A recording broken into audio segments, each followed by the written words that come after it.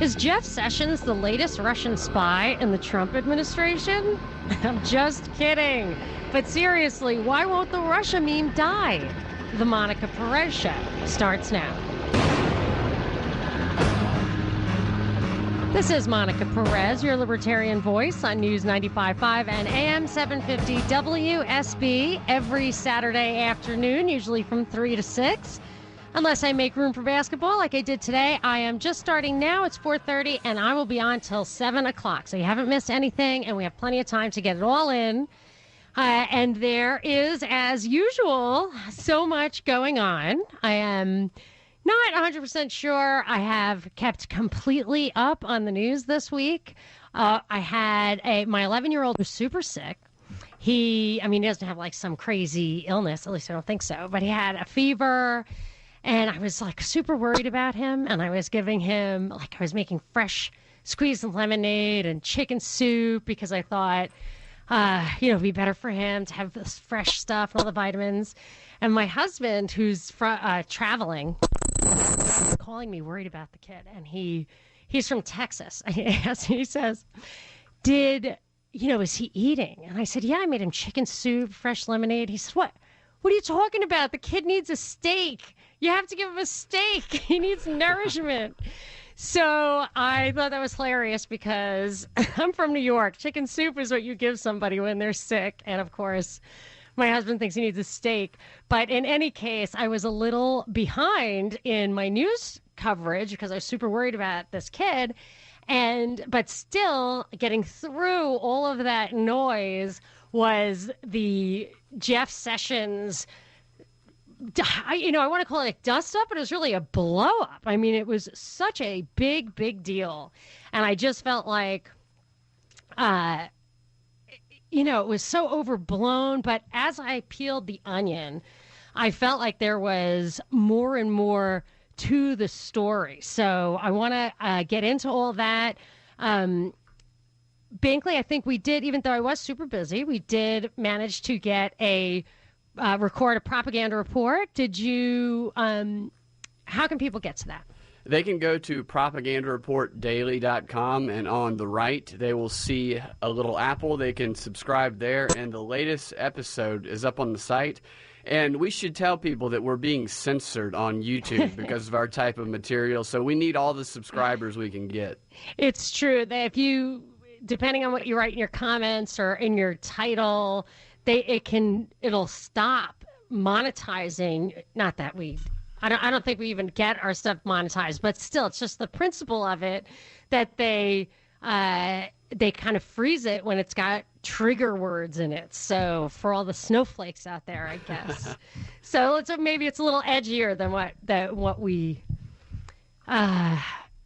what they can tolerate. So anyway, so that's good. And if you want, I'll be back on 3 to 6 every Saturday pretty soon. And if you want to if you ever do miss the show, you can go to propagandareportdaily.com. And I always put the podcast of the show up with those other podcasts that we do.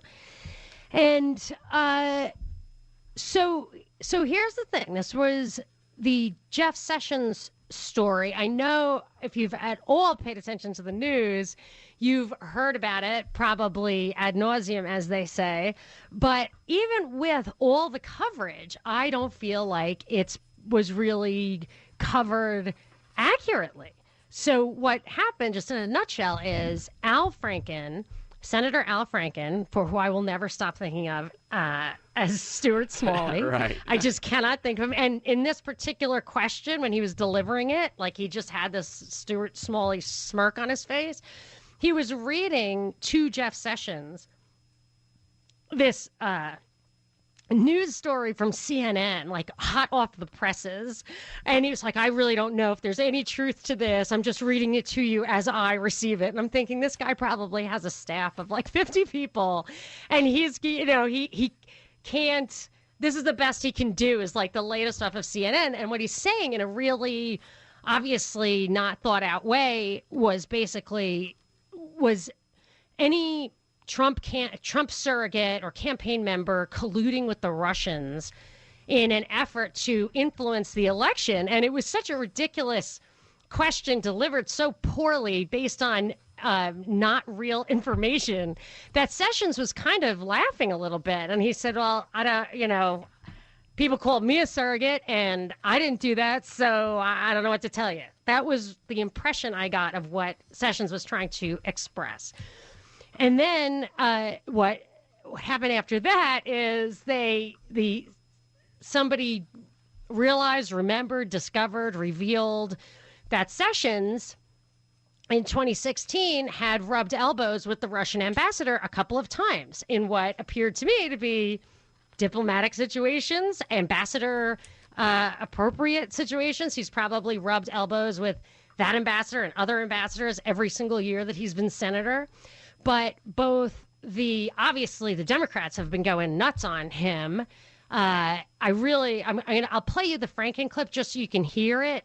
But really, that you just need that as a background for the Pelosi clip I'm going to play you, where she just really, in my opinion, really crosses a line in how she treats Sessions on this.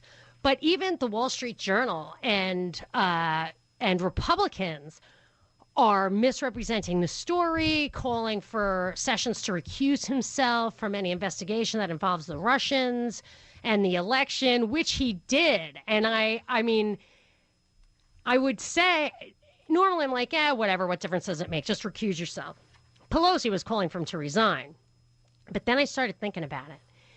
And I realized that this Russian stuff, in my opinion, I don't know where it's going. I'm not saying it's not going to hurt anybody and it's not going to go anywhere.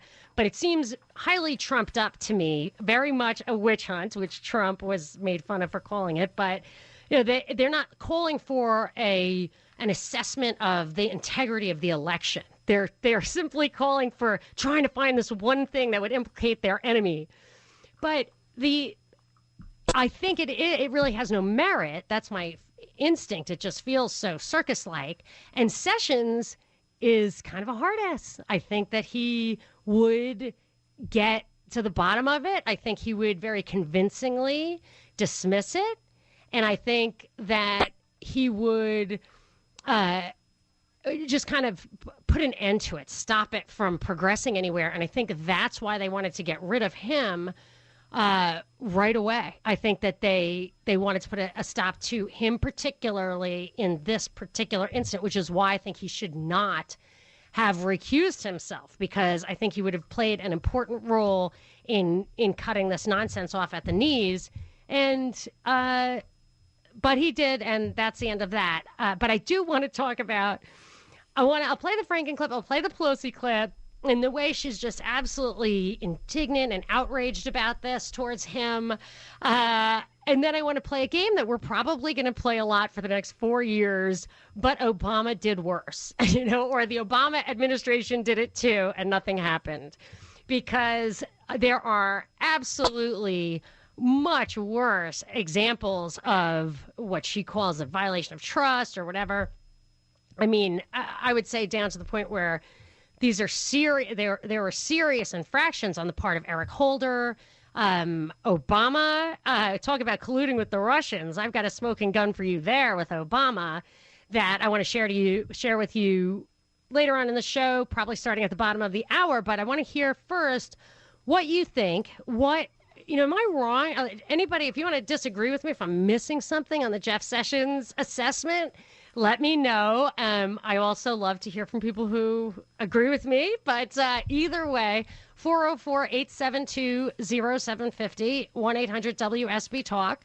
And I also want to get to some tweets at Monica Perez Show. Binkley, do you have any tweets for us that can kind of illuminate what people are thinking about this? I have a comment that we got on the website from Gail. She was talking about Sessions.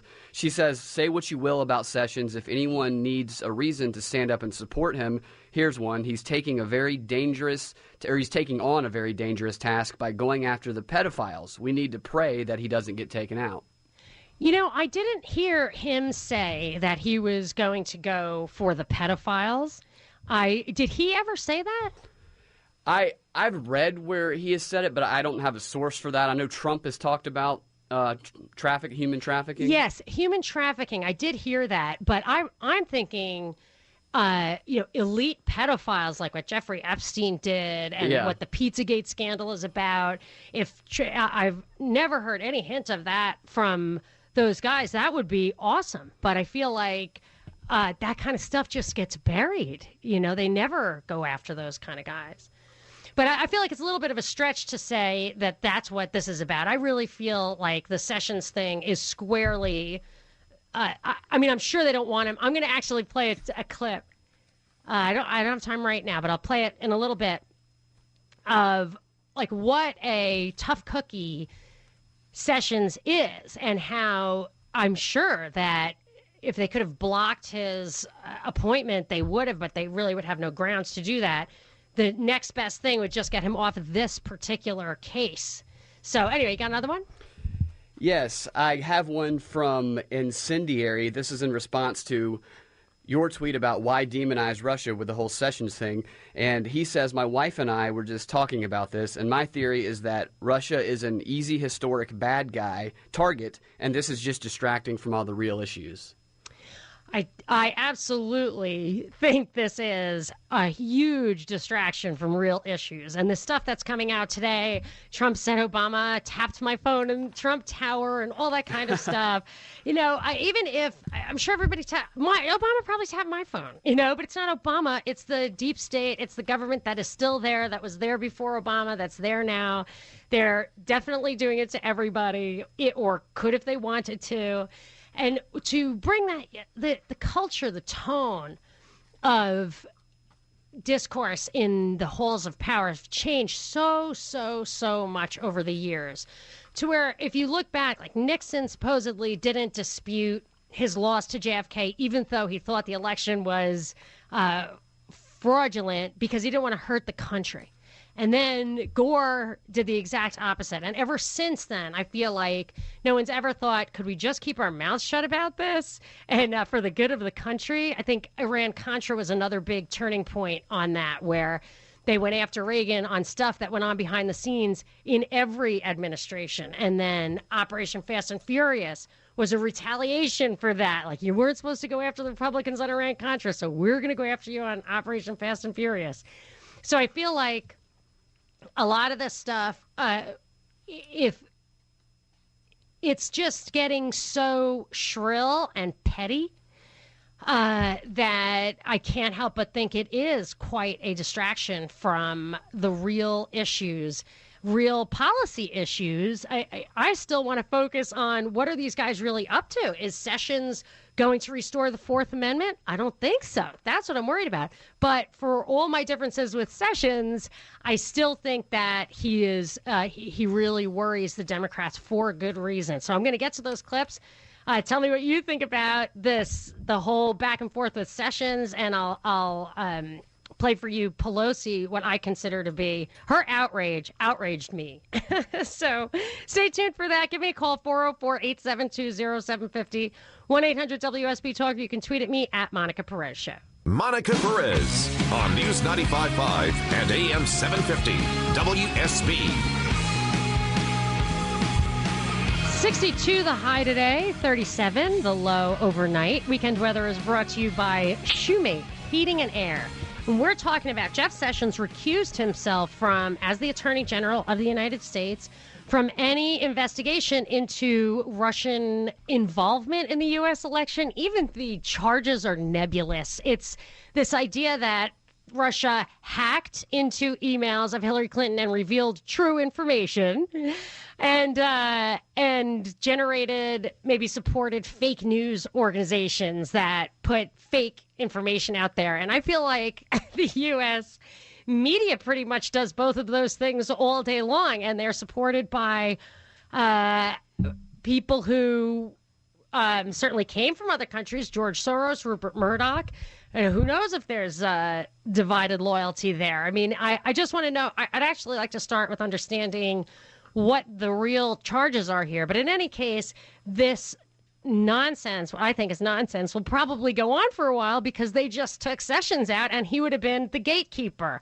So what do you think about that? 404-872-0750, 1-800-WSB-TALK. You can tweet at me at Monica Perez Show. I'm going to Paul in Atlanta. Paul, you're on with Monica. Hi. I think we need to be very careful about dealing with Russia. I don't trust them. I don't trust a lot of people in Washington. But Obama met with the Russian ambassador like 20 times before the election. So they poison people. They invade countries. They're very involved in Syria, air bombings of villages. Well, Paul, I will say, yeah. I think it's easy for people in any situation, and especially with Russia and Putin, for even when Russia is right, people then heroize whatever Putin. I know people, 3 different Trump supporters I know, including my mom and Pat Buchanan, both have said great things about Putin. He's a statesman. He loves his country, whatever. Like, just because he gets... I think what they call the annexation of Crimea was really a defensive move on his part. I do not think he was the bad actor there. I am cautious about taking sides like, oh, Russia is good. They're not good. I don't think there are any good guys in world politics. I also think you have to look at the Syria situation. At least the government of Syria asked him in there to help with the uprising, whereas we are kind of operating outside of the law of nations. But anyway, there's a sorry to interject that. Go. Can I say something? Yep. Russia's using air bombardment of apartment buildings and condominiums in Syria. It's destroying... How do you know? How do I know? There are photographs in the Washington Post. It's hard to verify. It's hard to verify the real facts behind images like that. These are verified by the Department of Defense and the Army. If you're looking at, our Department of Defense and Army and stuff are actually licensed to misrepresent stuff like that to get their own, to get support for the actions they feel are in our interests. Well, I would disagree with you on that. I don't think they're making up lies. I think that Amnesty International is also a witness to what is going on. I think if you look up the Smith-Munt Amendment, where they said finally they're allowed to turn that kind of propaganda on Americans, you'll see that they're and it actually escalated tremendously. How do you spell that? Smith-Munt, M-U-N-D-T, the Smith-Munt Amendment. It was passed in 2013, and it stopped the ban on turning propaganda on a domestic audiences. So now they're allowed to, I've done a lot of work on it, and if you investigate a bit, I think you will find. It was the last story written by Michael Hastings before he died, the reporter who did that McChrystal There are hundreds of thousands of witnesses to what has been going on in Syria, and they're living in Germany, they're living in Italy, they're living in Sweden. There are real... They're making up their stories. There's a real dispute. You could also get just as many, if not more, people who would say that... And actually, there was a Defense Intelligence Agency report that you could find at the Levant something website under Michael Flynn. That said, we want a Salafist principality, which is a synonym for Islamic State, to arise on the Syria-Iraq border in order to justify regime change in Syria. It's 2012. Michael Flynn did not deny it. I did a recent work on that. There's a lot of stuff going on behind the scenes there that I would not.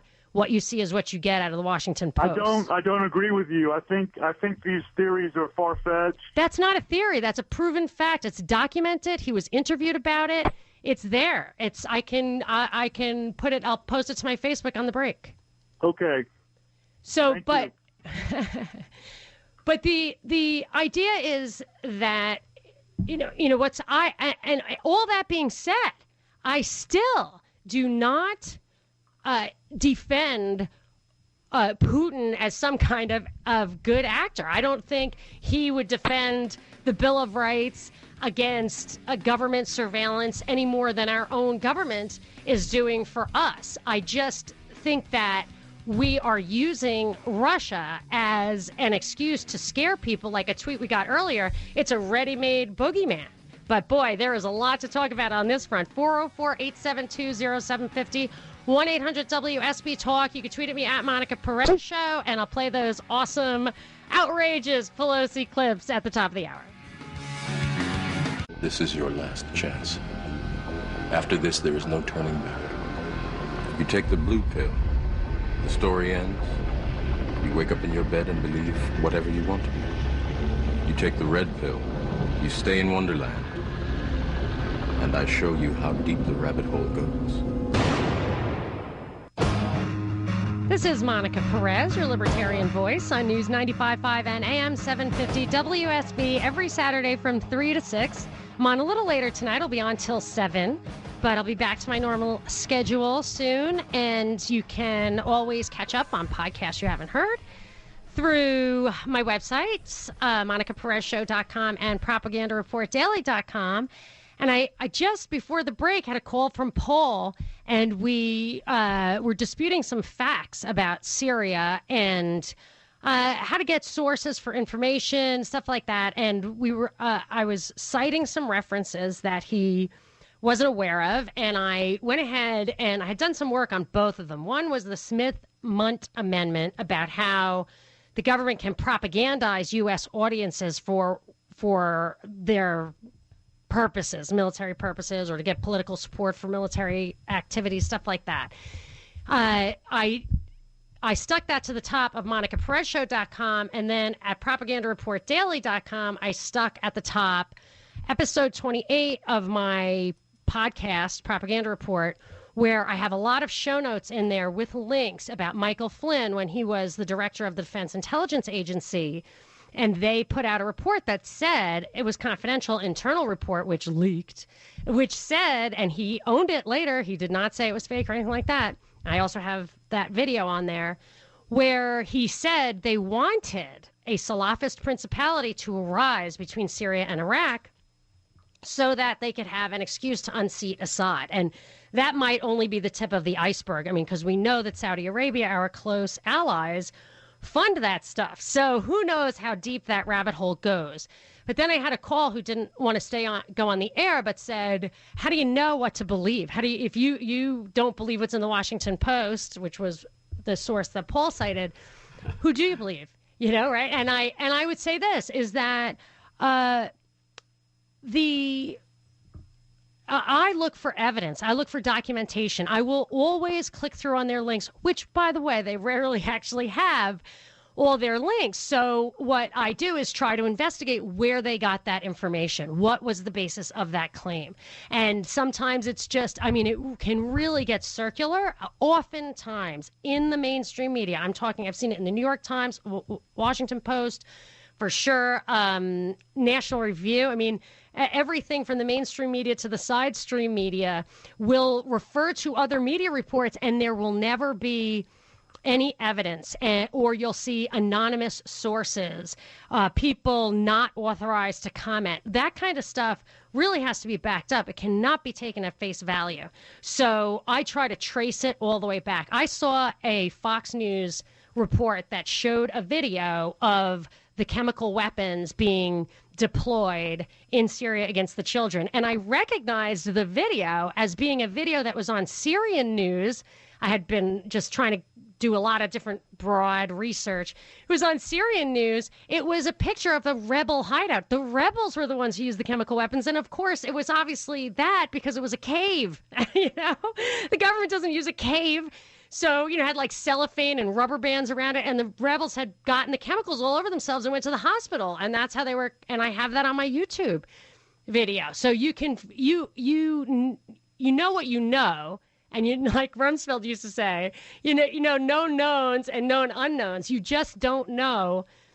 You have to distinguish between having faith in the source and being able to verify the information. And as long as you can tell the difference between those two things, you can pile all those facts into your head. But, you know, to actually condone war or the use of violence by your agents and governments, I think you need more than that. I actually call that the St. Peter test. Like when you're at your judgment day, are you going to say, well, I read it in the Washington Post, you know, that is not a justification for the authorization of your agents and government to use force. But I just rattled off a lot of stuff. Binkley, my producer here, will, you want to reiterate if people want to get those sources, maybe how they can go back to some of these podcasts and go to get some of these references? Because what we do with the podcasts are we make copious notes. So if I throw something like that out in the podcast, I will go back and write show notes and put all the links in. I mean, it's really copious. So it's a great resource for these kinds of digging into the real story. So tell people what to do. Monica gives fantastic show notes, very detailed. Thank you. I've always been great at memo. You can find it on propagandareportdaily.com, and the show notes are going to be with every show article and every post. Yeah. So, and then you can also, if you just want to hear the podcast, we post those on iTunes, but you can find it all at propagandareportdaily.com. So, but let's get back to, let me take this call. Let me go to Jack in Kennesaw. I want to get back on track with the Jeff Sessions talk. Hey, Jack, you're on with Monica. Hey, Monica. Yeah, I agree with most of the things you're saying about Jeff Sessions. I guess my biggest thing that I'd like to know more about is we know all this got started with Trump wanting to have a better relationship with Russia and the Putin's the killer thing and everything else that's come out with that. What is the difference in that and what Obama did with Cuba? Everybody knows that Fidel and Raul Castro are killers. What is the difference with what Obama's group did and what Trump is trying to do? That's very interesting. And I actually I know we're going to play a game for the next 4 years called Obama Did Worse or Obama Did the Same Thing. And I mean, in this particular instance, I think there are numerous examples of it. For me, I really wondered how come the Democrats would demonize Russia anyway, since Russia was the Soviet Union. But this is the post-communist Russia. You know what I mean? It's the worst. It's like czarist Russia to them. It's nationalist Russia. It is not a pillar to international communism the way Cuba remains. I think it's just ideological, or at least fits in with their framework. Right, and we've completely turned over everything that we had in place for Cuba, completely reversed it under the Obama administration. Yeah, and nobody blinks an eye. I can see both sides of the argument with, I understand the free trade issue and all that. And I was always taught the government shouldn't determine. I should put that differently. My parents actually boycotted China and thought that it was awful that Nixon opened the doors to China. They thought they had slave labor and that we should not deal with them. Whereas Ron Paul, my parents are libertarian, so is Ron Paul, he thinks you open the door and let the people decide. So my parents to this day don't buy from China and would never buy from Cuba either, I'm sure. But there is an argument to be made on both sides, whether you open a place or you close it as a political thing.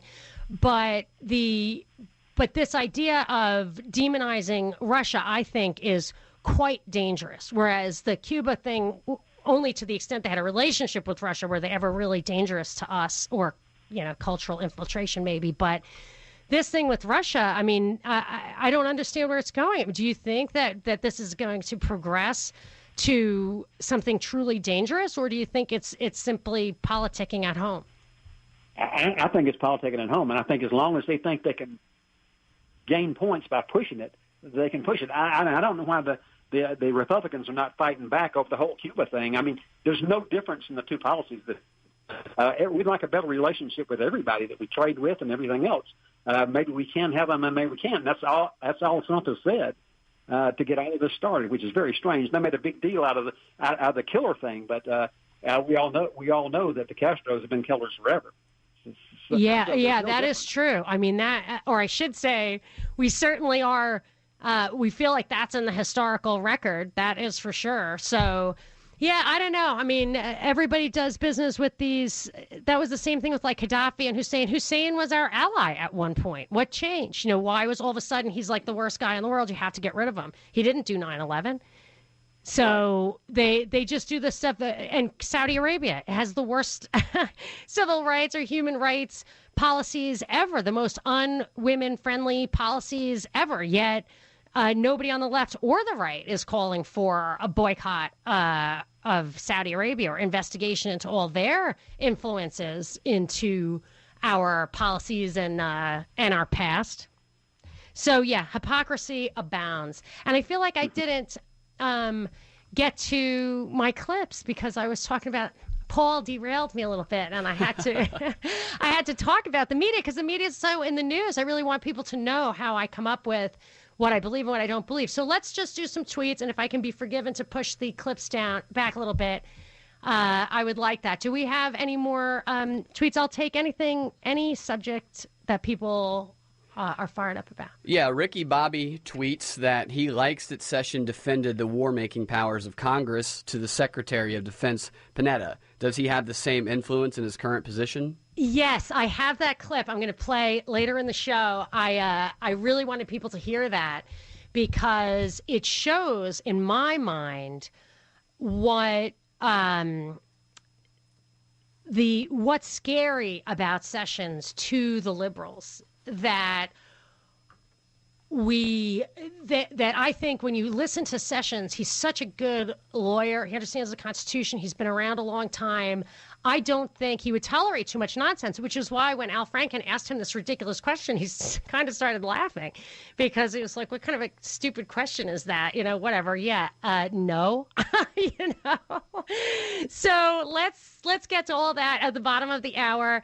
404-872-0750, 1-800-WSB Talk. This is Monica Perez. Monica Perez on News 95.5 and AM 750 WSB.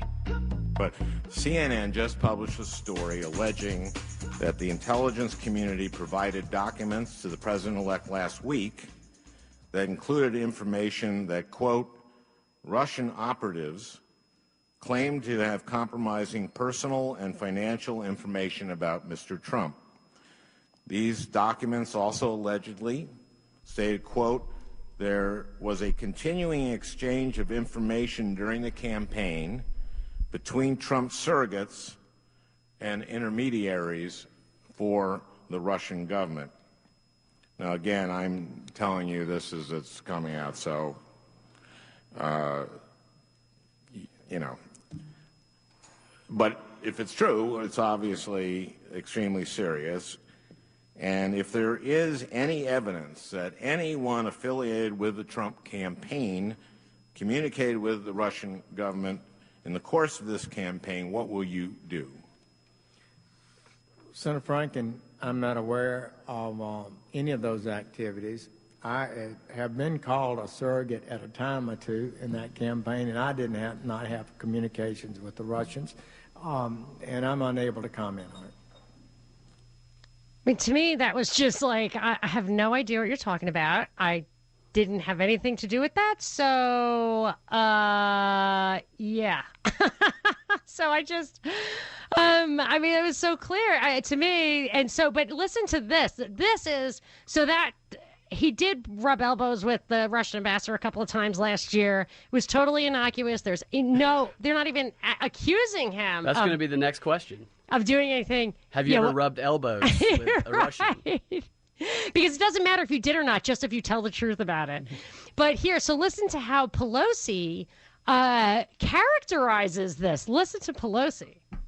Attorney General of the United States lied under oath to his colleagues in the Senate and to the American people about his communications with the Russians.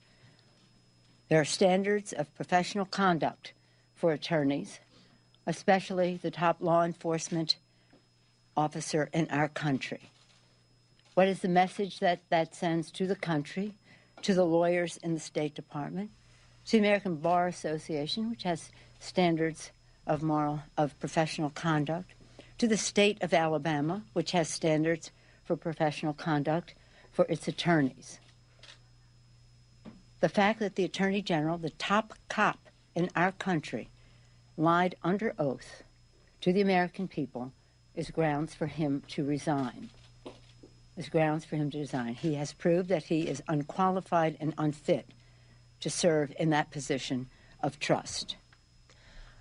It is insane that she is characterizing what appears to me to be a throwaway comment for a bizarrely worded question that way when Eric Holder Absolutely. I did a lot of work with this around Operation Fast and Furious. It is, he said to the Senate, they said, when did you hear about this? He said a couple of weeks ago. There was memos with his name on it from months before that, which came out later. He was later held in contempt of Congress for withholding evidence that still to this day he never provided. And he did not resign, and Pelosi didn't insist that he resign. And Janet Reno, similarly, was charged, although it was never brought to a vote, with contempt of Congress for withholding evidence. So this idea that that throwaway comment rises above what Holder was clearly intentional lying, I can't get my mind around. She's really, she's just beyond the pale there, beyond the pale. But it just demonstrates that this is all political grandstanding, obviously. And we are probably not going to get anywhere. After the break, I want to play that clip for you of Jeff Sessions just riding Leon Panetta. It's such a great clip because they're both obviously guys who are not used to taking crap from people and do not back down. But Sessions has the high road. You know, Sessions is defending the Constitution. And although Sessions is no libertarian, and I'm sure he's going to do a lot of stuff that I would not approve of, hearing somebody defend the Constitution like that, it was really epic. So I want to get to that. Andre, I want to get to your call after the break, Andre. He says comparing Cuba to Russia, there is no comparison. So he wants to counter what the last caller said. I absolutely love setting the record straight, or at least getting other opinions. It is 60 and sunny outside the studio and 8 on the Mellish meter. Weekend weather is brought to you by Shoemate Heating and Air. You can call 404-872-0750, 1-800-WSB-TALK, or you can tweet at me at Monica Perez Show. It's a madhouse! A madhouse! Monica Perez on News 95.5 and AM 750 WSB.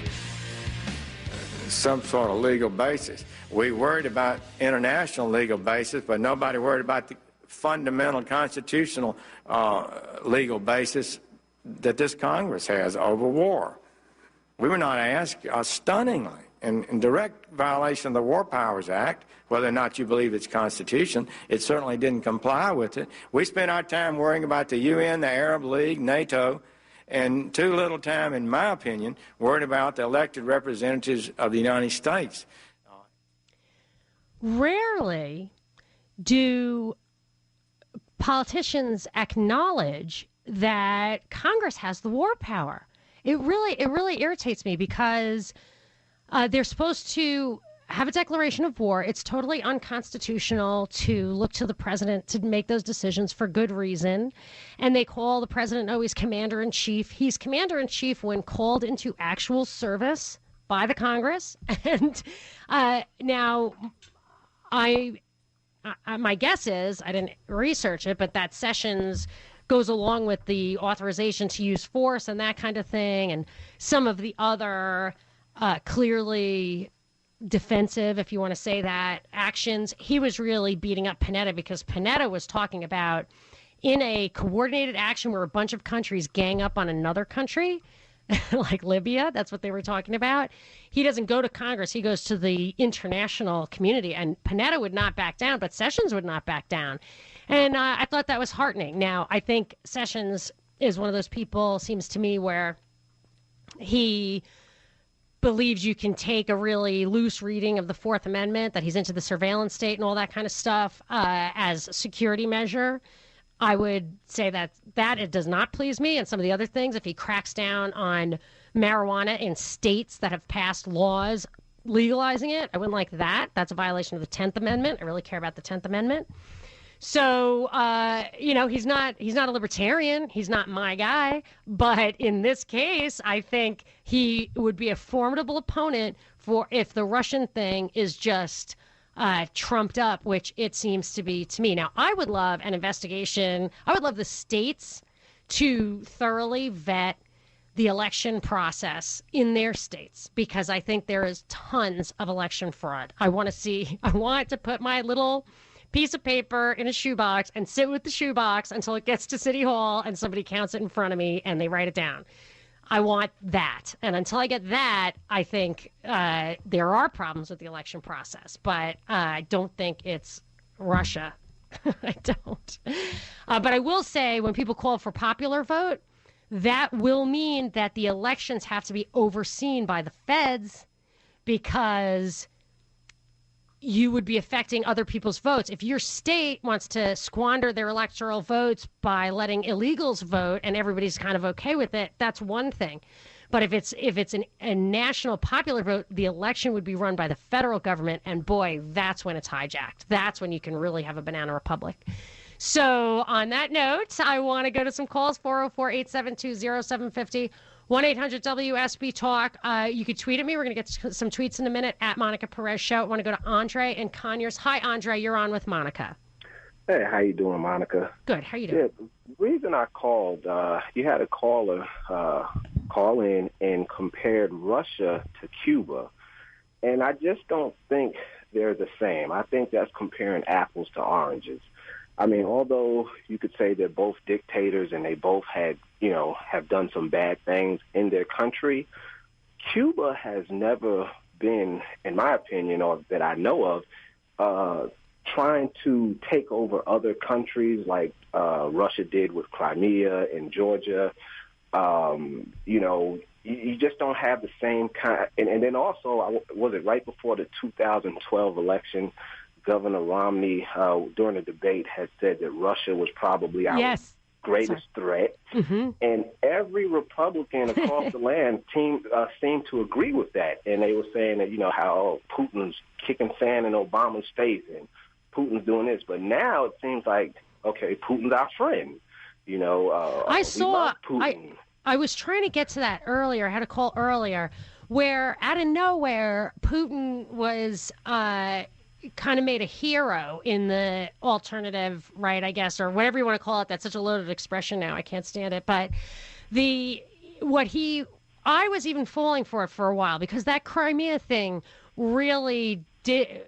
The U.S., he probably leaked the tape, but the U.S. Assistant Secretary of State Victoria Nuland authorized the coup in the Ukraine, arranged the coup in the Ukraine to oust the democratically elected government because they decided to make an economic deal with Russia rather than Europe. And then when the government was basically collapsing, Putin allowed Crimea to vote whether they wanted to go with Russia, which was not collapsing, and Crimea is where his military base is. So I think he was right on Crimea, but you got to watch out for then saying this guy is always right or he's a good guy or any of that. I think you have to be cautious about that. I just wanted to clarify that, Andre. I know it's not exactly what you're talking about, but that being said, the Cuba thing, I look at the Cuba thing as it's just really a question of free trade. Do you, as a country, as a citizen, authorize your government to make moral judgments on other countries and whether or not you're going to trade with them based on their political system? That's a question. What do you think? What's the answer? Well, you probably know.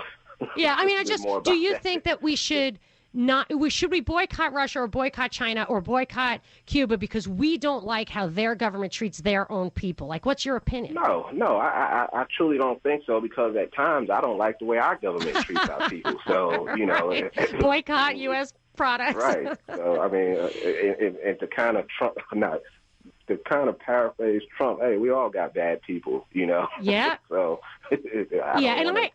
I'm a libertarian, so I'm an individualist. My parents won't buy from China. I can understand not buying from Cuba. I might think twice about buying from Cuba. I might dig into that a little bit if it truly is what my parents would say, slave labor. When you hear about people in China jumping out of windows, for in the Apple iPhone factory, I mean, you kind of might want to dig in and see if those stories are true and then wonder if you really want to buy that iPhone. I think that's a legitimate moral pursuit. Well, that's true. That's true. Yeah, but I don't know if I would trust my government who could sell that kind of power for their own personal gain. The individuals in government could sell that kind of power. I don't think I want my government saying I can't trade with China or Cuba or Russia. Right. I don't think they should. I think trade is good for all countries. But again, I just at this point, I just don't see how Russia has all of a sudden become our friend, and we're just going to, trust Putin to, just get along with us, and because somehow President Trump is now in office, that Putin is just now, okay, well, I like America now, and I have no problems with America. I just don't think that's the case. Yeah, I agree with you there. I think that we need to proceed with caution. I would also say, let's not try to antagonize people. I don't know why Pence went to Europe and said, you guys have to start spending more on defense. They it sounds like pay your fair share in NATO, but they're really saying build up defense. Trump just came out and said he wants the biggest Navy that we've ever had, the greatest increase in naval spending. You're not fighting ISIS with the Navy, so what's that all about? Our defense spending is very high, and he wants the highest defense expansion ever. I mean, I think if it's just rhetoric, it's just game playing, I'm not so worried. But there seemed, and I kept thinking that's where it was. But this stuff is getting real, and I'm cautious about that, about antagonizing. What are they poking the bear? Let's see, though. Anyway, I want to go to Michael. Hi, Michael. You're on with Monica. Yes. Concerning all of these things that are being thrown at Trump and his cabinet and his presidency, I actually think that the same people that voted for Trump, that collectively from East Coast to West Coast, grouped together on their own conscience and using common sense, that voted him into the office, would have a groundswell on anything that would take place against his presidency, his cabinet members, anyone that he's going to appoint. Enough is enough on delaying him to do what he needs to do as president of the country. That is why people who didn't vote prior got out and voted and saying, we can't have her, Hillary, in as president because she's as corrupt as they come. And if something like that should approach him on what you were saying a moment ago, like Pelosi was saying, on whoever that person was that you were citing, well, that's grounds for him for dismissal. Yeah, and what she was really wanting to say, well, that's grounds for him for being in jail. Oh, yeah, that's right. I forgot to say later on, she called for an investigation into Jeff Sessions on that throwaway comment. But let me just tell you, Michael, you're touching on something that is freaking me out. The way I was just telling Andre that the Russian thing, if it's all politics, okay, that's one thing. If you're poking the bear and egging people on to build up their weapons and moving Operation Atlantic Resolve, where we're moving troops up against the Russian border, look that one up. These things are serious and a little bit scary. And what you're touching on about, there's a video that Binkley sent me of Keith Olbermann called Resist, it's this hashtag resist thing. And it's a whole video that says he must go. And the first thing he says, he meaning Trump, must go. And the first reason he gives is because he doesn't believe in democracy. So this guy's just calling for a coup on the basis of Trump not being respecting democracy. It's so paradoxical. And then this stuff that came out today, Obama is tapping my phone or tapped my phone, and then news that Valerie Jarrett and Obama are teaming up to kind of have a counter government, whatever. It all sounds silly and like a distraction and like a reality show. However, we have been witnessing a couple of years now of genuine civil unrest being propagated from the top. And instead of our government trying to help with harmony and civil accord, they're promoting discord. What if it's real? What if we're looking at civil unrest? What happens then? And I will tell you, sorry, Michael, I'm coming up against the break, so I'm going to tell you what happens then. What happens then is everybody calls for, or it's plausible to claim that people are calling for, a more authoritarian government, a crackdown, emergency powers, suspension of rights. That's what you can really institute: a surveillance state, a censorship state, a police state, when you have this kind of civil unrest. Same thing with when you have war. I'm worried that that they're actually going to lead us towards true hot conflict. And then we're going to have this transition in our society. I mean, I don't mean to be an alarmist, but I'm trying not to be. But it just seems like there are signs that this could be real. 404-872-0750, 1-800-WSB Talk. You can tweet at me at Monica Perez Show. Monica Perez on News 95.5 and AM 750 WSB. 62 is the high today, 37 the low overnight. Weekend weather is brought to you by Shoemate Heating and Air. And we are back talking about, I know we're going to play this game so many times. I'm going to call it, but Obama did it, because I played a clip earlier of Nancy Pelosi calling for Jeff Sessions' resignation first and foremost, and an investigation of how he lied to Senator Franken on the floor about his contacts with the Russians, which she can't, if she believes that, even just based on what you heard on the show, if she believes that, she's not functioning right. She's like mentally impaired. She has dementia. Like, she is not, cannot believe it. So, but there were things that Eric Holder did where he absolutely documented with intent. I would say I would say it's up to him to prove against evidence that it was not intentional and knowing. He lied to Congress about Operation Fast and Furious, to the Senate, and was held in contempt for withholding evidence, and she didn't call for his resignation. So anyway, I guess we're gonna have that back and forth for the duration. I'm going to Jesse in Cleveland. Jesse, you're on with Monica. Yeah, Monica. Yes. Last year, there were 3 or 4 men in North Georgia arrested for advocating overthrowing the government. There were also last year 4 Rangers, I believe, arrested and prosecuted for planning to overthrow the government. You know the definition of sedition, obviously. Why is Soros, Obama, Holder, and the rest of those openly advocating overthrowing the U.S. government, a duly elected government? Why are they not already in prison?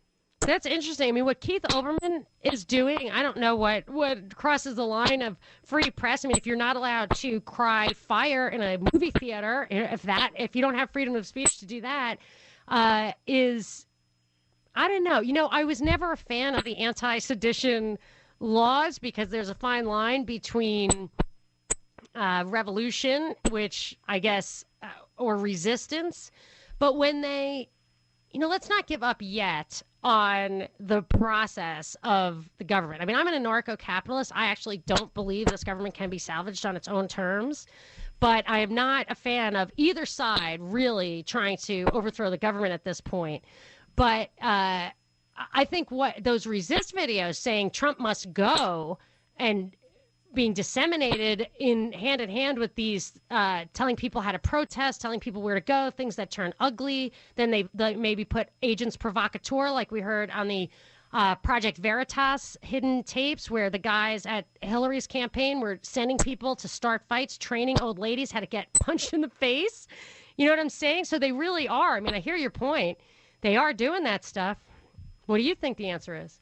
And they're not hiding it. They're out in the open, openly advocating overthrowing of our government. And what do you think is behind that? Like, why do you think it's unfolding this way? Oh, I think the powers that be don't want Donald Trump to succeed. Obviously, he's going to wreck their gravy train. I mean, there's a chance of that. I also think that they seem to want real civil conflict. They seem to want us to fight in the streets. I mean, it's really disturbing, because a year ago I would say this is all just for show, but I'm starting to worry. All right, I have to go. My battery's yelling at me. Sorry, Jesse. I was Binkley, what do you think? I mean, do you think that this could get real? Like I said earlier, hot war versus a cold war. Hot is like a shooting war. Cold war is you build up defense.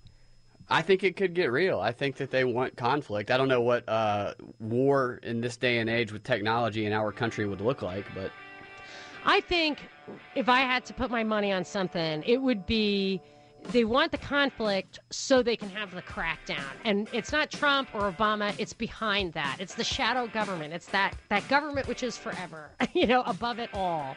But not to be too scary. I still have optimism, but I think that at this point, I'm considering that a possibility, which I really was not considering before. I'm going to get to Beverly after the break. She wants to tell me I'm wrong. The Navy is fighting ISIS. Give me a call, 800 WSB Talk. This is Monica Perez. Please take my hand. Now open your mind to me. Please open your mind. Open your mind. Open your mind.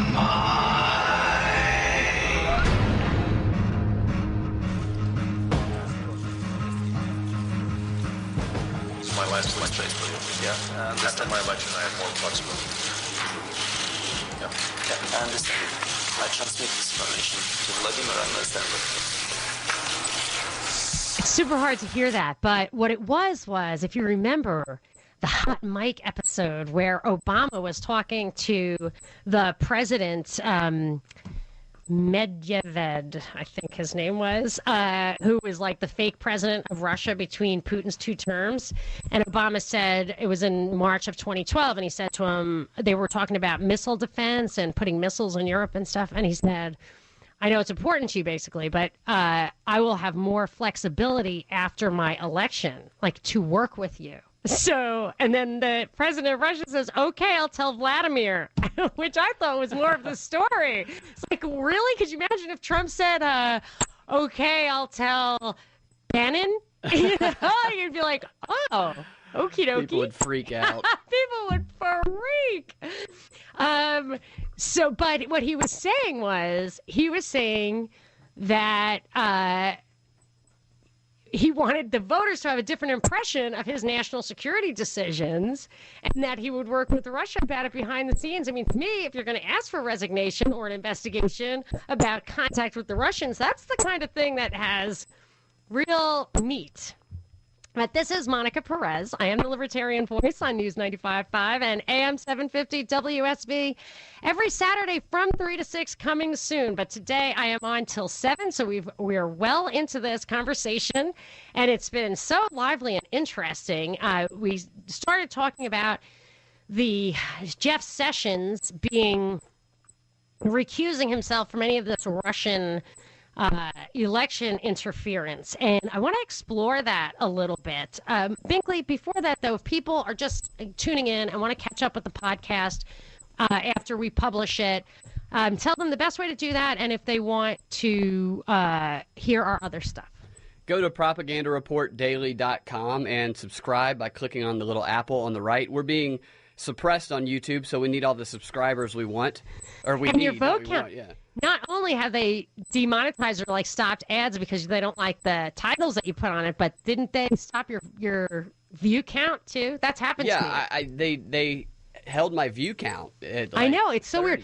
The one time it happened to me over and over again was when I did a video called Paul Ryan is Not a Libertarian. Like how, you think he used to kind of want to sound like a libertarian. He totally is not. But I kept saying, why do you keep messing with my view count? And then they would let it go again, and then it would stop again. So anyway, I'm sure I have 50 million views on that, but it only registers with 50. That's not true. But I want to get to some calls, 404-872-0750, 1-800-WSB Talk. You could tweet at me at Monica Perez Show. But I do, Binkley, first, before we lose the thread, what we were talking about right before the break was this idea. It's kind of complicated, so let me try to make it simple. You're hearing stuff right now, like the news that you're hearing at the top of the hour today is that Trump said, I just found out Obama was tapping me at Trump Tower. And then yesterday, there was an article Valerie Jarrett moved in with Obama, which I don't know if that's strictly correct. I don't know how we're supposed to interpret that. There were other things that are definitely true about or I should say, are not disputed, about Obama being in the fray here and really caring about the people and what's going on in this country, which I find hard to believe. I mean, I think that he probably needs 2 years to recuperate just anyway. Like, I really do think that about these guys. They just need to shut down, and they should, because it's kind of bad manners to infringe on a new administration. I mean, the tone in this country as far as civil how our civics work has really just degenerated to what this idea of this pathocracy, where the government works against you. They are clearly promoting discord. But I would say, when I'm looking at this, I look at the Trump versus Obama thing, this polarization, like there are two camps. And I look, Binkley, at the video you sent me of Keith Olbermann, who's doing the resist videos, the one that you sent me that said, maybe on the break we can tweet it. I'll tweet it. But it said, it starts with, he must go. And he just does this litany. He must go because, he must go because. And it gets actually preposterous by the end, because he says he must go. And then he has a super complicated story of how he was rude to his laundrette, something like it, because you don't yell at someone for folding your shirt wrong in the middle of the night in a basement in New York City on a Tuesday. It's like, what are you talking about? I never heard that story. I mean, the video gets preposterous, but in the very beginning, and there are many of these videos, but in the very beginning, he says he must go because he doesn't believe in the democratic process, which is like hypocrisy that's beyond comprehension, given that he's calling for a coup against an elected government because he doesn't like them, which is the complete contravention of democracy. But this is where the rubber hits the road and pulls together something I've been observing for years and just could not figure out. Really came to a head with Ted Cruz not providing his parents' citizenship status upon his birth, because there were claims that both of his parents were citizens of Canada when he was born, because they were on the voter rolls, and that was during a time when Canada did not allow dual citizenship with the United States. So he could have put that issue to rest, and he didn't, or maybe the issue was real. But either way, it raised to me the specter of legitimacy problems. And it made me think, why would Republicans not want to vet this completely? Why is legitimacy something that they're letting hang around like that? And I noticed that Obama had a legitimacy question. People think he was Kenyan, And then, Trump was a Obama birther, they say. And then Bush had the hanging Chad. And Wait, the hanging Chad was in Florida, where when he was against Gore and they didn't know who won the election, they had to decide whether a hanging Chad was an indication of a vote. Like that the little Chad, the little white piece of paper didn't fall out of the hole you poked. Does your vote count? Or does that piece of paper? That's what it came down to, the hanging Chad. So that's quite a name. Yeah, that's what I think of Bush, is the hanging Chad.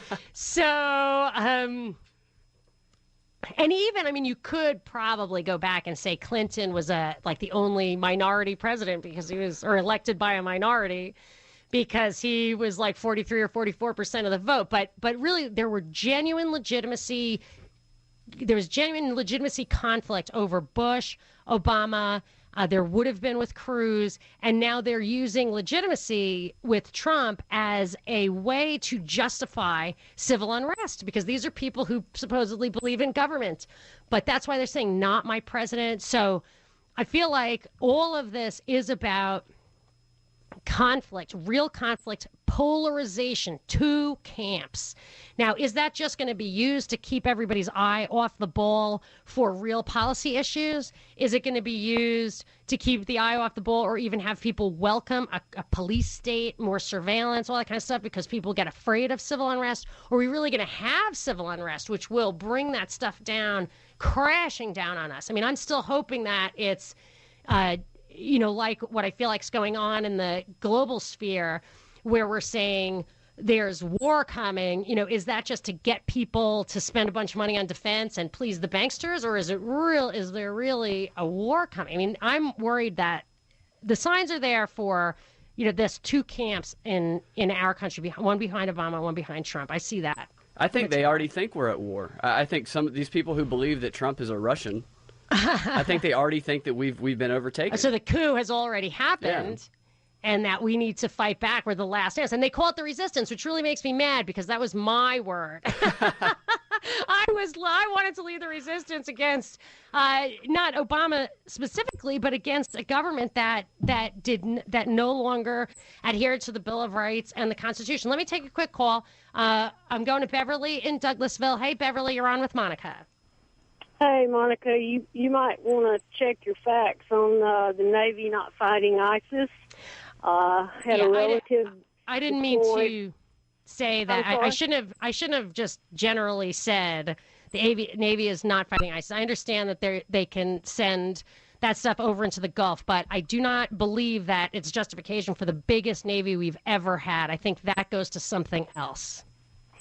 Well, we don't deploy. If we're not going to deploy the Army, then we have to use the boats in the Middle East to send the Navy planes to do the bombing on ISIS. And that's where I hear you. And I'm thinking that my guess is that ISIS, given that we spend whatever it is, $600-800 billion a year on defense, and we have such a strong Navy, that takes care of that problem. But I read in the New York Times a Zbigniew Brzezinski article just a couple of days ago, maybe it was a couple of weeks ago, where he says that President Trump knows the power of business. He said the United States should make clear to Russia that any military incursion into Europe, including the little green men tactics seen at the beginning of the conflict in eastern Ukraine, would incur a punitive blockade of Russia's maritime access to the West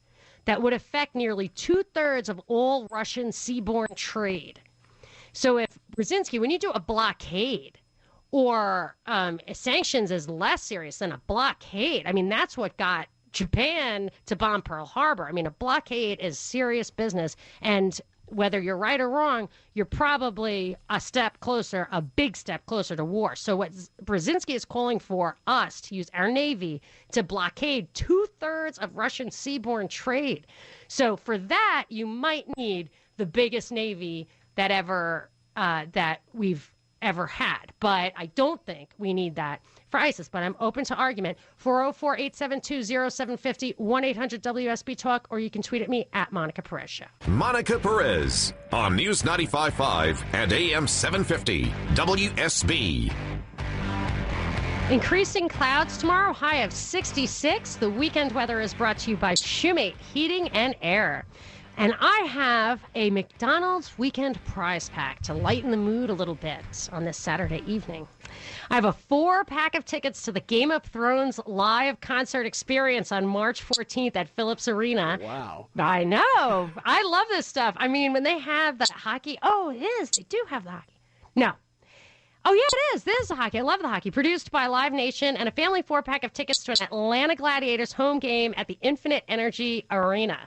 So the first to call 404-741-0750 gets that. I lived in Dallas. My husband worked for the Dallas Stars the year they won the Stanley Cup. So I just became a huge hockey fan. It's so great. Really? Yes, and the dingier the better. Once they got the big arena with all the concessions and everything, like the super bright, I just did not like that. I liked it when they're playing on ice cubes. Yeah, you could kind of stand in the aisles with your margarita and just, I liked that. Then it got all, clean. You could really see the blood on the ice, and it was just so. But I am a huge fan of hockey. Anywho. Let me take a call. 404-872-0750, 1-800-WSB-TALK. You can tweet at me at Monica Perez Show. I'm going to Mark in Sandy Springs. Hi, Mark. You're on with Monica. Hey, Monica. Yeah, how you doing? Good. How are you? I'm good. What you got? You're on the air. Well, it's my opinion that Trump is going to try to make sure that he is the last elected president in America. Tell me more. He's just like Mussolini and Hitler, I think he's trying to destroy the process so that his people will be so that nobody will be elected after him. So he's going to be a dictator for life? Is that what you think? That's what I think. So let me ask you a question. Do you think he's the mastermind of this plan? No, I think he's hired a think tank somewhere, and this is what they came up with. I can follow you down that rabbit hole, but I will tell you that if that is the rabbit hole that we're in right now, my opinion would be that he is the front man for a cabal, let's call it, in Churchill's word, the high cabal that really runs things behind the scenes. That was his word for the shadow government. If that's what's coming down the pipe, it's because he's the puppet. He's not the brain behind it, I think, because it's just too complicated. And I cannot get out of my mind how the press on both sides of the aisle supported his claim to be a hardcore outsider. I mean, it was such simple reverse psychology to get people to love him by saying that CNN hated him, and then CNN, in that process gave him billions of dollars of free PR, which he himself would say any publicity is good publicity. Well, that's why I called. I kind of figured that you would take me deeper into the rabbit hole. And it's an interesting point, but we shall see. We'll see. Yeah, what it's happens. possible. And I did notice that there are a couple of things that I find coming together. Normally, I just think, oh, this is a psyop. That's a false flag. I'm not even going to spend my time thinking about Obama tapping Trump Tower. But so many things are falling together in under one roof that I'm starting to be a little concerned. And I'll tell you, one of the things is this idea that maybe we really are headed to war, which, by the way, when you're talking about people like Mussolini, Hitler, Stalin, they were all involved in big wars. These are guys whose countries war accompanies this kind of totalitarianism wherever, in one way or another. And I mentioned this before, I think, but it's a complicated idea, or nobody ever talks about it, so I'm going to repeat it, that Mussolini had this idea, I don't know if he invented it or what, but of autarchy, where this was like a backbone of the fascist thing of corporate government continuum, which I call it, where it's not just that the government and the corporations are in bed together, it's that he wanted all the manufacturing, all the production to be done at home, so that you could be a closed society, a totally independent society. And why would you really need that? You would only need that under a war circumstance. So when I hear Trump and those guys say we want to bring manufacturing back home for jobs and everything, it's kind of funny to me because the people who had those jobs are kind of aging out of the workforce, and the young people who do need jobs are coming of age into a workforce that could, in a free market, give them jobs in tech, in entertainment, in stuff like that, which is much higher profit stuff, and it's export-oriented industries. If just the free market alone, if you just got out of the way, would give us more industry, more employment for the youth, and it would be more profitable. There'd be more wealth, but it would require openness. Whereas if you want manufacturing, that really, to me, feels like something that might hint at war. Plus, Pence went over and told NATO to build up their arms. It sounded like pay your fair share, but he didn't say give us some money. He said buy defense, buy weapons. And I just read in the paper that KT McFarland asked for, she's supposedly the deputy national security advisor, but she might be wearing the pants for now, asked for a plan reassessing our relationship with North Korea, including the possibility of a military strike on Pyongyang, the capital. And this was in the Wall Street Journal. It was quite alarming. So when you're looking at stuff like that, I got to wonder if this isn't going to get real, Am I too far down the rabbit hole now? No, not at all. As a matter of fact, when you speak of war, look at what we've done in the past with Ruby Ridge, Waco, Kent State. they went to war with the government, and what did they do? They killed them all. The government will be so powerful that those who resist are just going to end up dead. And if they can activate people, regular people on both sides, you can have that kind of conflict everywhere. And then what do you want?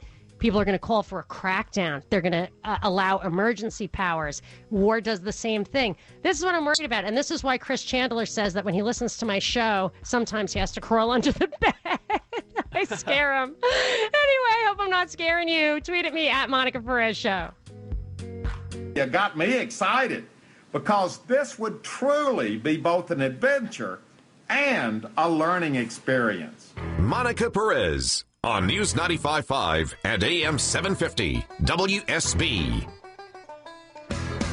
So I've been getting some calls. People think that Obama is trying to hack into my microphone and keep us from having this conversation. So. Actually, we are having technical difficulties. I'm sorry. I'm going to try to power through it. They are working on it. Hopefully we can have it resolved right away. I know it's been going on for a while. I'm sorry about that.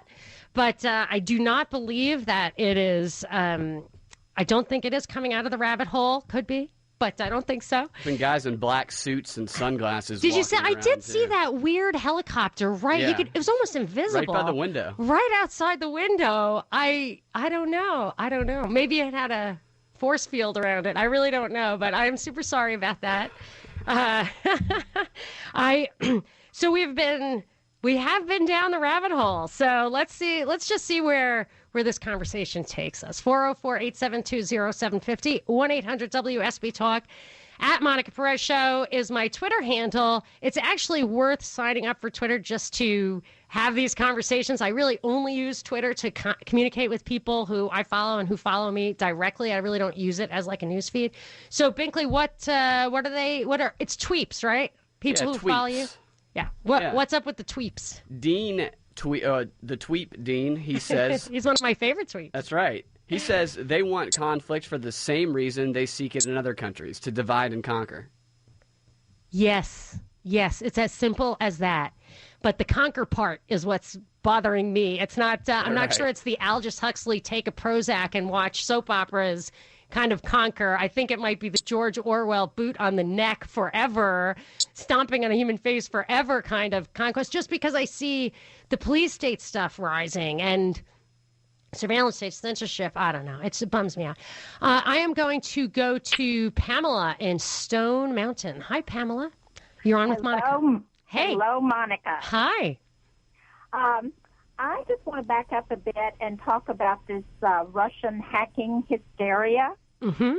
I am totally flabbergasted that some of the most brilliant conservative minds have fallen prey to the leftist strategy of defaming and deflecting. Because nobody, not the most brilliant, wonderful conservative talk show people, nobody has mentioned that it was actually what was in the email. Yes, I mentioned it. When did you mention it? At the beginning of the show, I said Putin supposedly hacked into emails that said true stuff. Well, thank you. I didn't hear that, and I have been listening to so many people over the last 2 or 3 weeks, and it just frustrates me that they couldn't get traction with the recount. They couldn't get traction with threatening the lives of the electors, but somehow they've gotten traction with Russia because they have totally deflected off the fact that there was global corruption that was involved. Look, Pamela, I got to tell you something. It's beyond what you're saying in that the right is playing into it. I want to give you 3. I want to read 3.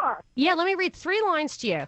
I read, this was, I think, I normally say, yeah, recuse yourself, who cares? I think he should not have, because of all people, Jeff Sessions could have put an end to this nonsense, and that's why they went after him on this completely ridiculous thing. But listen to what these 2 Republicans said, Republican senators, which is they should have a little more sense than this. Senator Lindsey Graham, one of my least favorites, said, if there is something there and it goes up the chain of investigation, it is clear to me that Jeff Sessions, who is my dear friend, watch out for that line, cannot make this decision about Trump. I mean, that, and then he says a special prosecutor might be needed. That's really a serious allegation, which for Graham to impugn his character like that, I'll throw all the politicians into the same basket of you can't trust them. But if anyone could be trusted on this, I would give Jeff Sessions at least the benefit of the doubt. I want evidence of why Lindsey Graham thinks Jeff Sessions is incapable of objectivity. And I'm going to read you one more, Pamela. I'm going to read you this one from Senator Bob Portman in Ohio, another Republican. Jeff Sessions is a former colleague and a friend. Yeah, with friends like this. But I think it would be best for him and for the country to recuse himself. I don't, because he would put a stop to this. And the Wall Street Journal has been doing it. I'm not even going to read you the other stuff because it's straight out of the Wall Street Journal, completely misleading. But I'm going to let you get a word in edgewise, Pamela. Well, I just wish that if I didn't hear you say it, if you could just say it on a regular basis, almost as often as they go back to it and get somebody else drawn into this scenario and this hysteria. Yes. I mean, it was almost like Russia did us a favor if, in fact, they did that. Well, what I said earlier, and you can get, I will reiterate it. If people do want to hear the podcast from the beginning, that's always fun, I think, because there's so much to miss. I put it up on my website, propagandareportdaily.com, probably on Tuesday or Wednesday. But what I was saying was, Russia hacked in, let's say, I don't even believe it, but I think it was leaked and not hacked into. I think it was leaked out, and revealed real things. And then the other allegation is that they promoted fake news. And I'm saying, what's the difference between what our mainstream media does all day long? The Washington Post had verifiably fake stories about Russia recently, and they hack and leak all the time, or at least publish stuff that is. They're always talking about sources unauthorized to comment. What's that? So there's nothing different between their attempts to influence the election and this. Yes, it's a foreign power, but who is George Soros? Who is Rupert Murdoch? You know, they got the little I Love America card in their pocket, but I don't know. Maybe they have mixed loyalties. So anyway, thank you so much for the call, Pamela. It is really scary how successful they are, and there's not been one single reference to the corruption of the candidate that was defeated. Not one reference. Well, there were at the time, but I will say I was disgusted with the Wall Street Journal. Now I will read it. It said, this was the article I read, Jeff Sessions used political funds for Republican convention expenses. This is the title, and the subtitle is, Records show Attorney General used campaign account for travel expenses to Cleveland, where he met Russian envoy. And so I thought that this was saying Jeff Sessions used Trump campaign funds to meet these guys, which really would have been serious. But it was his own senatorial reelection campaign, which you only find out halfway through that article. It's absolutely, this was the Wall Street Journal. And that's what I'm saying. If you think you're going to get what's going on, why are they playing into this? Now, that's when I start to wonder if they're just loving the diversion so they can flub Obamacare repeal, and not focus on, because that's what's going down right now. The Obamacare repeal is crashing and burning, and I'm not even talking about it. Like, I normally, oh, look at all this propaganda, let's talk about it. That's plays right into their hands, Anyway, so thank you so much for the call, Pamela. I'm going to Alan in Marietta. Alan, you're on with Monica. Hi there. I'll make two statements, and I'll let you make a comment. Okay. We need a bigger military because we have China building islands right off their coast. We have Russian trawlers off our coast. We have Russian planes buzzing our aircraft. Our ships and everything at sea.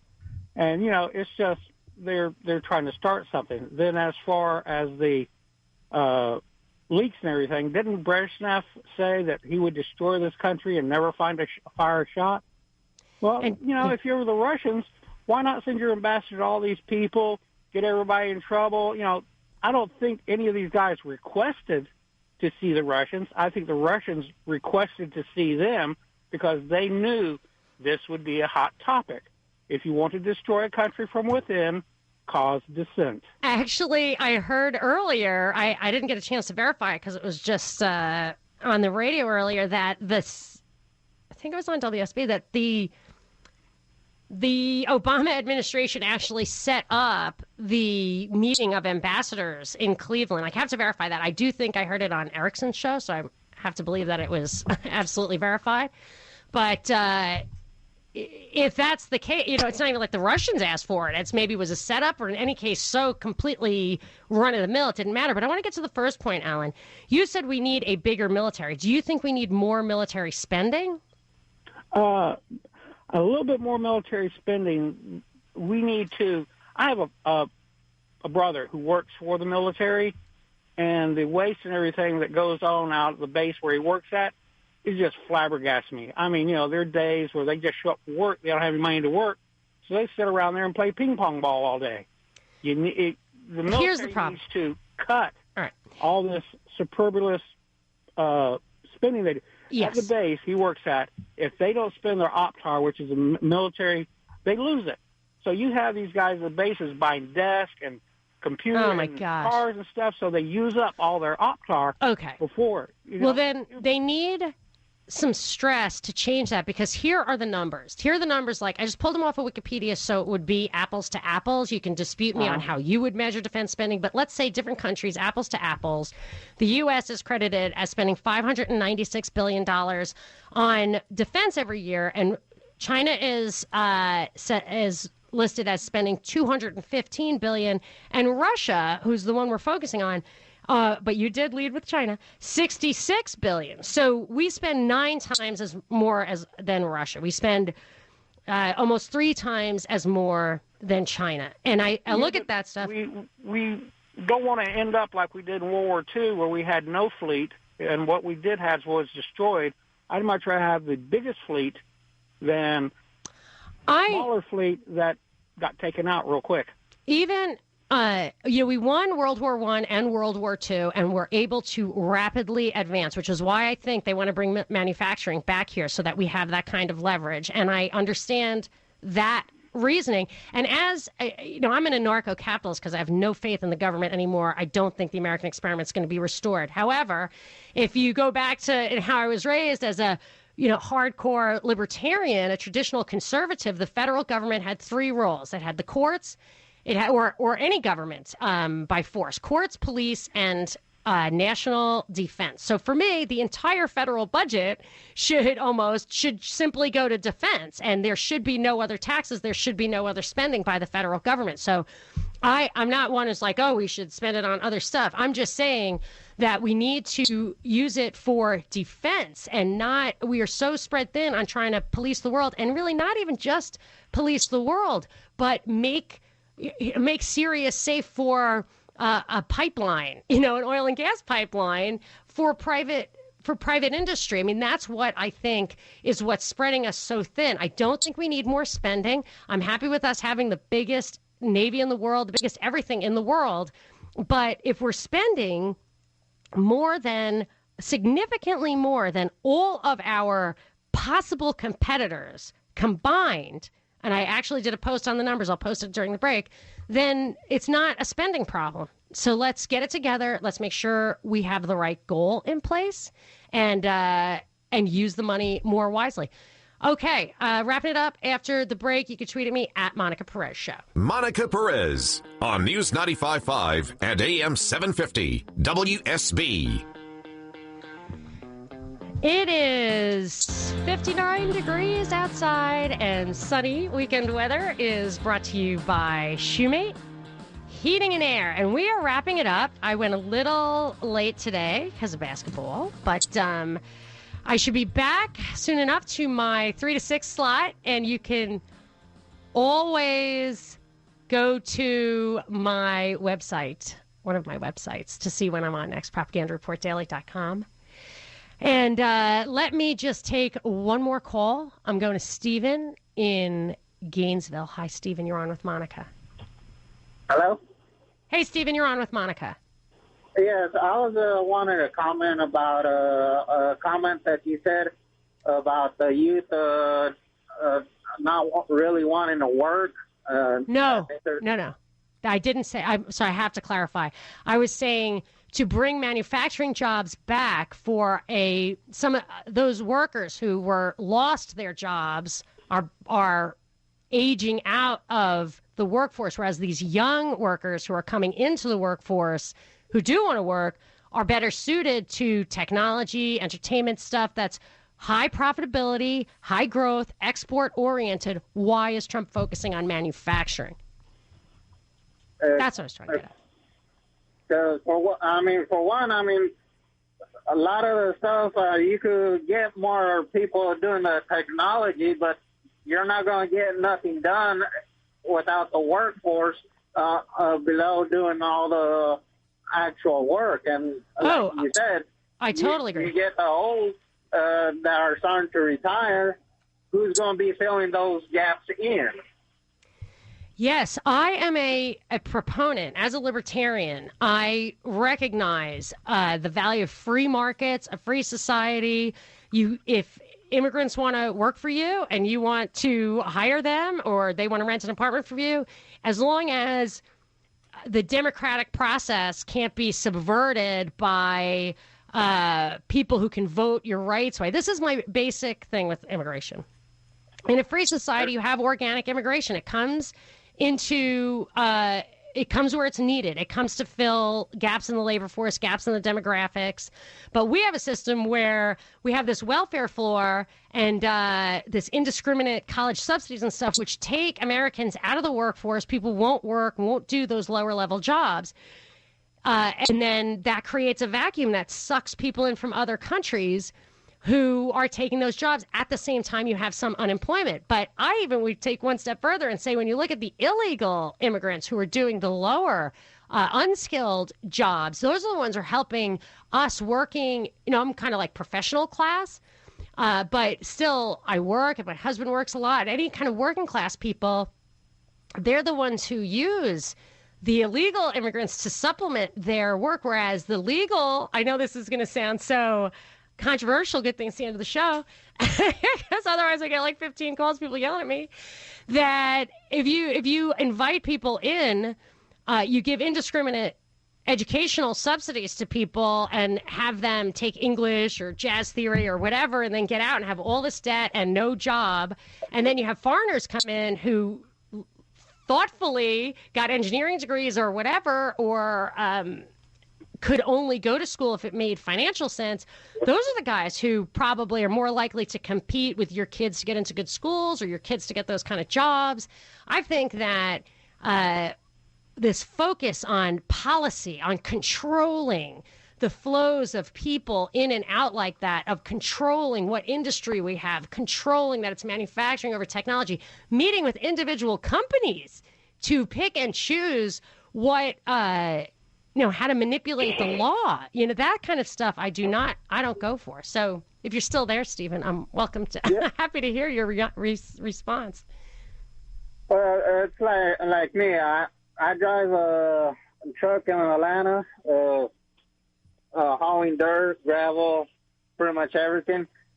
And I'm still getting out of my truck and helping out on the ground because we don't have enough people that actually want to work, and we try to teach them how to do the work, and for them it's just too hard and they're not getting paid enough.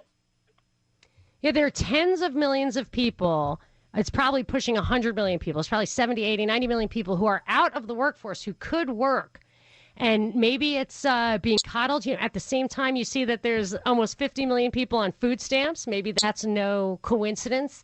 Then you just start to look at the cronyism. Food stamps are in the agricultural bill. It's a subsidy to big ag, to big agriculture. So all these things move together, and then you have politicians from both sides of the aisle come in and want to tell you how they are going to use government to create jobs, use government to fix this problem or that problem, bring manufacturing back. I want no government interference in the free market for goods, services, labor, any of that stuff. And what you would end up having is the exact amount of immigration that you needed to fill your needs, and those people would integrate immediately because they would have to function economically.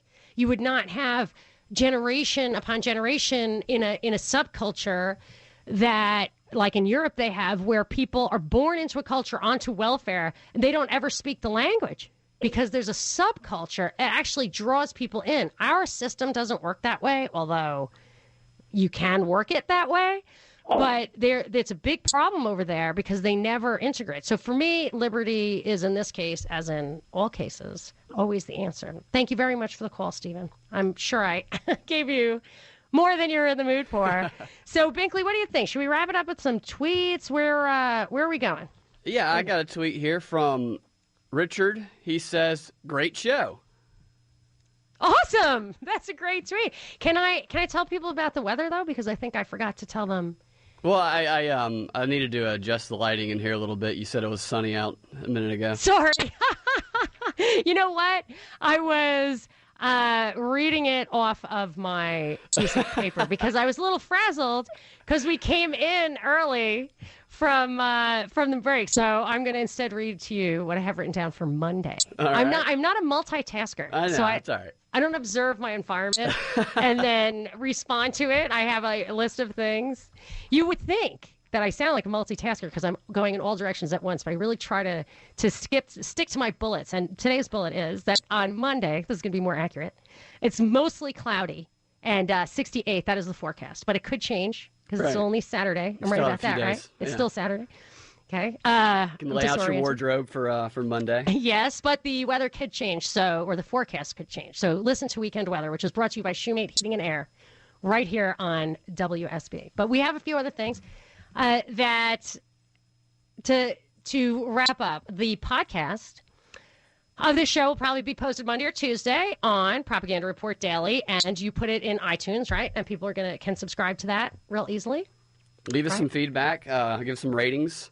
Oh, yes. If you like the show, then it's good for you to share it. That we get exponential growth when people share individual episodes that they like. And I like the exponential growth for really no reason but that it encourages me to do more. Yeah. I do not see that, and even covering the expenses happening anytime soon for the podcast. But I do, so even if we got ads, it wouldn't matter. So I do would like that, and we have lots of podcasts. We'll do a podcast coming up where we can get more in depth. I know I throw a lot of stuff out there. It is hard to follow. So check that out, and I will pretty soon be on every Saturday from 3 to 6. I am the Libertarian Voice on WSB. This is Monica Perez.